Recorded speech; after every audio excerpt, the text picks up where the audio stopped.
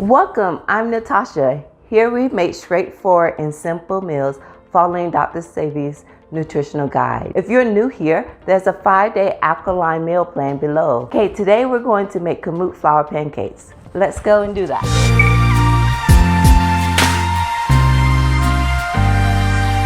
So the first ingredient for our pancakes is tahini butter. So at this time I didn't have tahini butter, so I thought I'd teach you how to make it. So you need some sesame seeds. You can use as much as you want.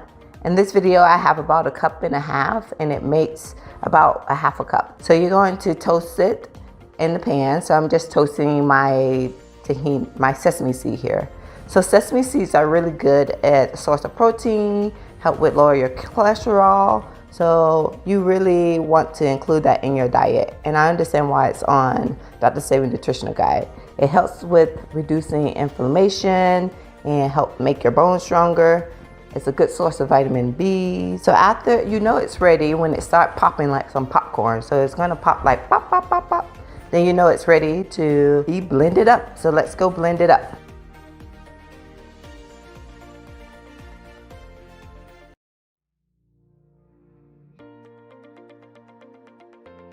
As you blend it, you will need to shrink down the size a few times, and you want it to become very liquidy where it's easy to pour.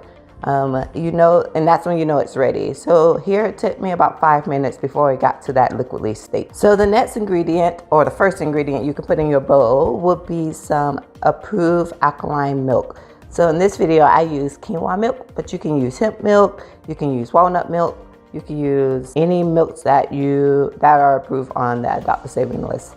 And then you need about 1/4 of that tahini we made.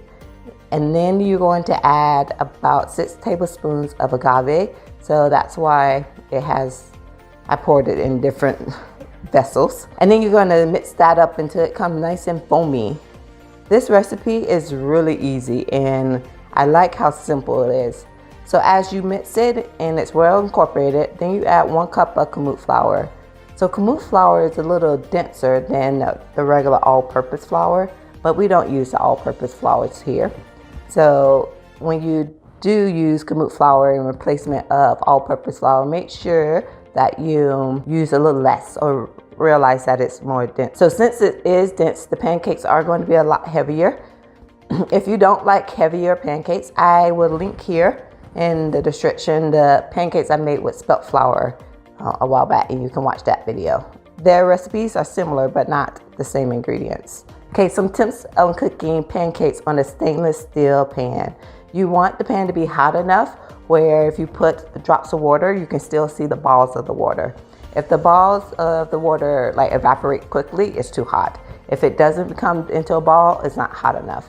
So that is like the key on making sure that your pan is hot using stainless steel.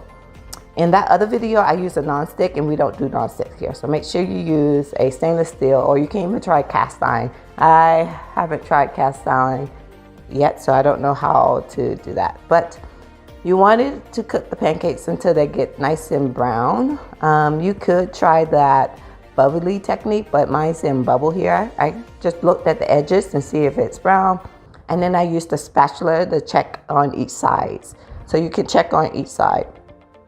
I took some frozen blueberries and I warmed them up on this pan, the same pan I cooked the pancakes on.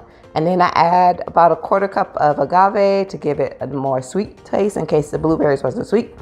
And I just cooked it down until it was syrup light. You can blend it and separate the fibers out of the blueberries, but I didn't do that this time.